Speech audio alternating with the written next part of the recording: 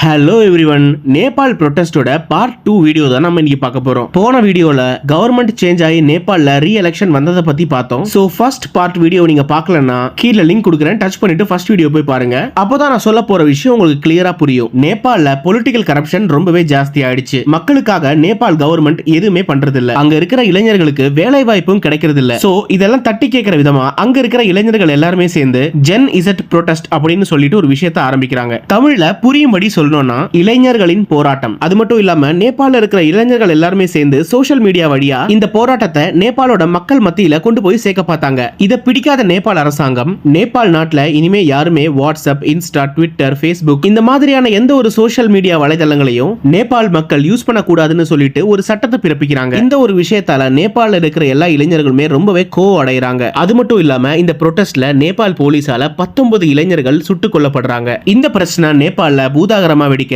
அங்க ஆட்சி மாற்றம் ஏற்படுது. இந்த மாதிரியான மேலும் இன்ஃபர்மேட்டிவ் வீடியோக்காக மறக்காம நம்மளோட சேனலையும் சப்ஸ்கிரைப் பண்ணுங்க.